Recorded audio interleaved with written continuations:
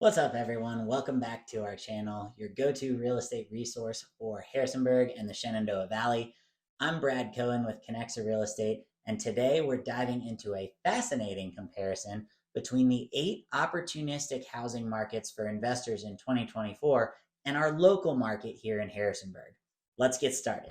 Recently, I listened to an enlightening episode of the Bigger Pockets podcast where the host discussed real estate markets poised for growth in 2024 that presented opportunities for buy and hold investors. If you're interested in checking out the podcast, I've linked it in the description below. As I was listening, I kept on noticing trends that I felt correlated well with our local market in Harrisonburg, so I went to investigate.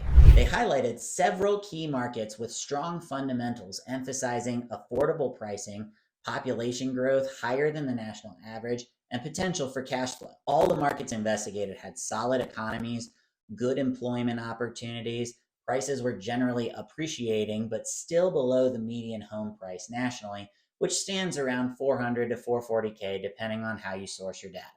Now let's see how these national trends compare with our Harrisonburg market. Here in Harrisonburg, we're seeing some similar patterns. While we may not be as large as the cities mentioned in the podcast, our local market has its unique strengths.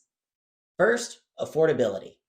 Like the markets discussed, Harrisonburg offers a range of affordable housing options, particularly attractive to first-time buyers and investors.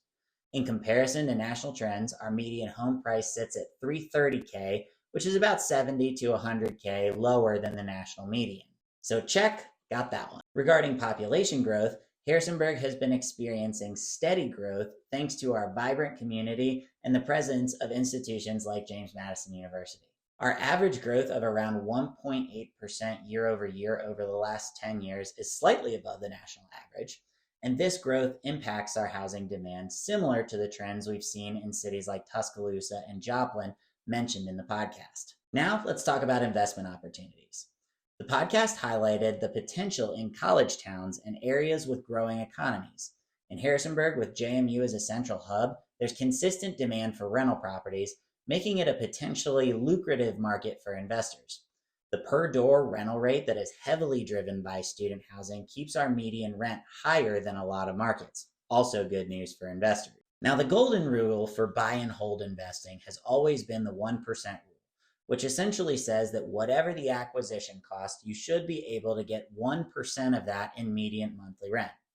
i.e., the cost to purchase a $200,000 house should yield $2,000 per month in rent.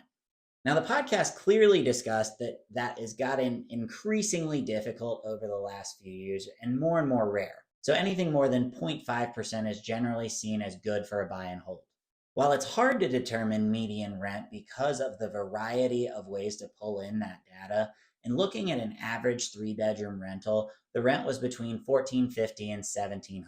Anecdotally, I would expect $1,600 to be a pretty solid number here locally. With a median acquisition cost of $330,000 and $1,600 median rent for a 3-bedroom, that makes the price to rent ratio 0.48%. Not the best, but not terrible either. There are certainly plenty of opportunities to acquire properties lower than the median as well, especially if you look at attached homes.